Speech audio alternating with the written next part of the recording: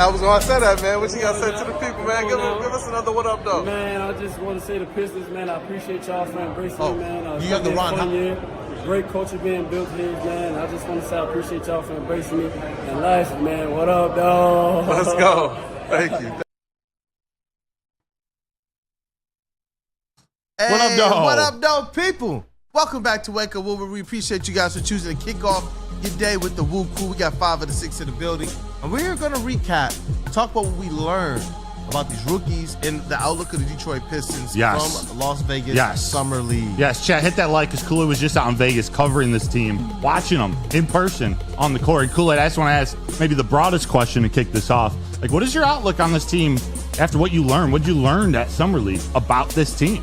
Yo, they're hard workers. That's one thing that I wanted to go there and see. Are they hard working? I wanted to see the type of chemistry that was going to go down. I wanted to get a feel for the coaches. I knew I would have some proximity and ability to talk to some members of the staff as well. And we're going to be able to go through all of this. I talked to Jamelle McMillan.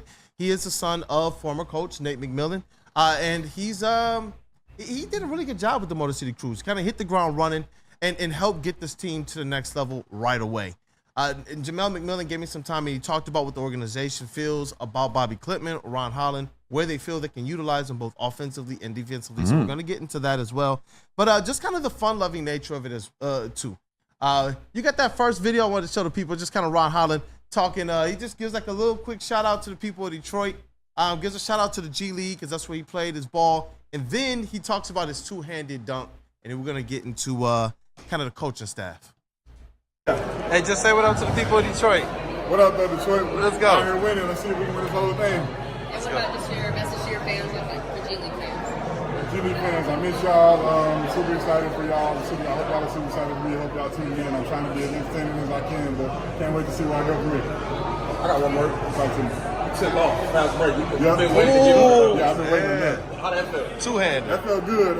Looking at it on video, it didn't look how it felt, but I mean, first body, I'm going to take it, and I can't wait to get more. They're going to look crazier than that. But when I didn't get first game that I missed, them the bodies I'm talking about. Thank you. Think of selling your house, call Mark White & Associates or scan the QR code on the screen today. And I wanted to be able to start with that video for this one particular reason because it just kind of showed a little bit more of the other side of who Ron Holland was. Give people an opportunity to just kind of see who he is when he's just talking the talk rather than just in complete basketball mode. And so you can put the basketball together, you can put a little bit of the personality together and see kind of the type of guy that he is, especially when I give the report of the type of worker that I've seen him be.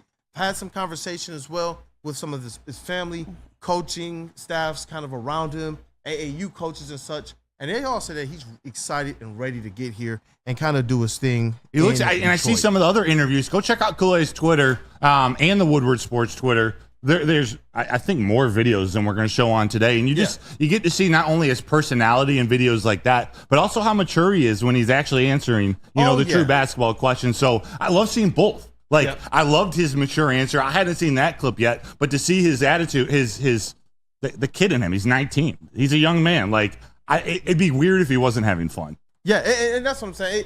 He doesn't seem like a kid that's coming in uptight. He doesn't seem like a kid that's coming in battling anything. We're not hearing anything about like a lack of motor. We just hear, hey, there's some things that he needs to improve on.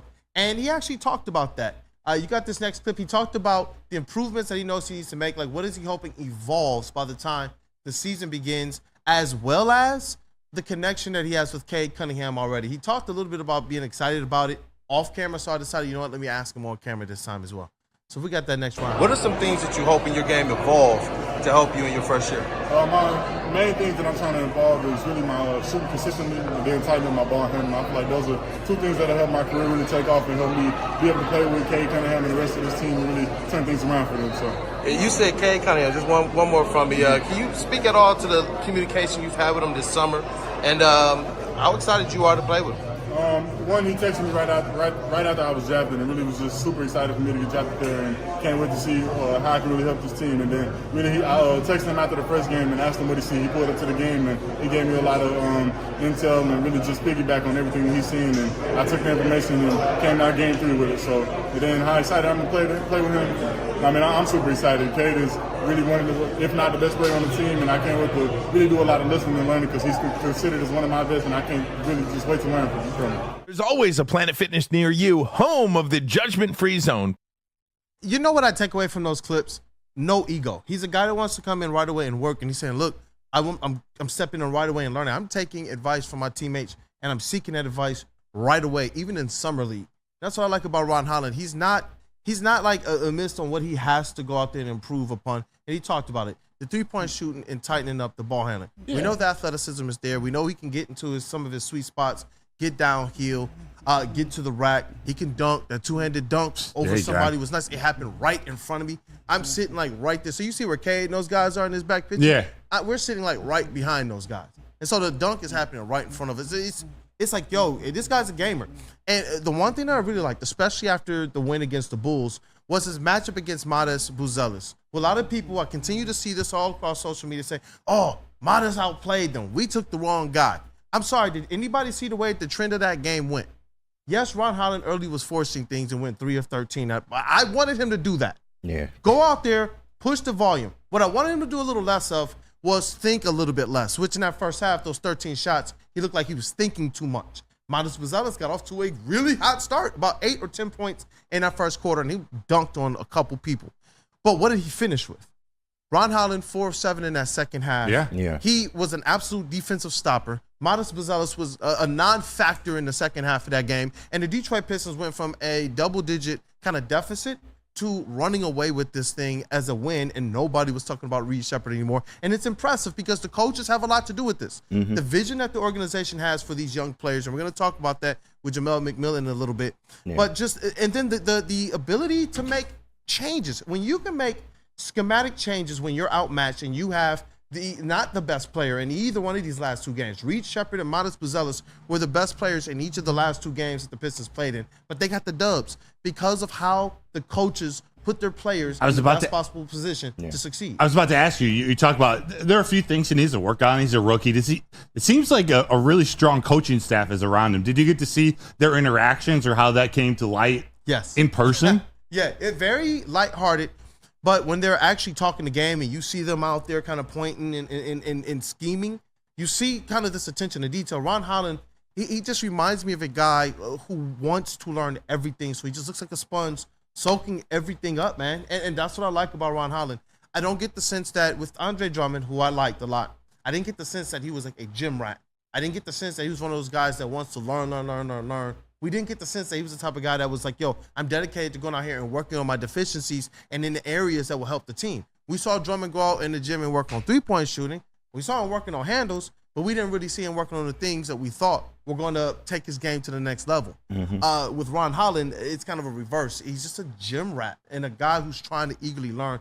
And his camaraderie, all the young players, man, with these coaching staffs, even Bickerstaff and Luke Walton, who they stay out of the way and they let the assistants like Jared Jack, Lowe, Kevin Burlinson, and Jamelle McMillan, they let them handle the development. They let them handle some of the relationships. They let them kind of get and Jamelle McMillan, I want to speak to this as well, his importance. He's been an assistant coach in the NBA for some time. He's not just like some kind of flash in the pan. He's been with Willie Green. He's been with Monty Williams in the past with the Pelicans organization as well.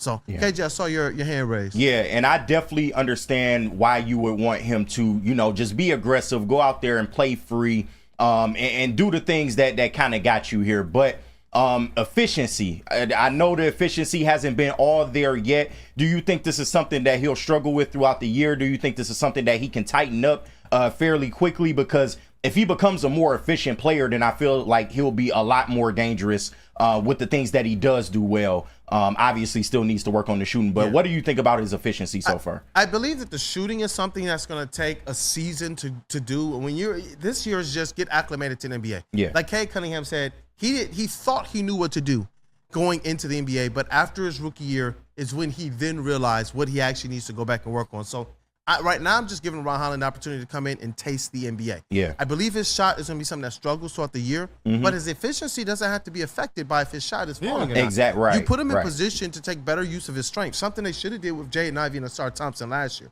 something that this coaching staff did for him in the second half of that game. That's what encourages me. When you can see a player make those types of efficiency changes, swings in one game from one half to the other, is when you know he's coachable. Is when you know he has the chops. Is when you know, okay, don't rely. Because early on, he was relying on step backs, shooting the three, because he hit that first three. Then he shot a couple more jumpers.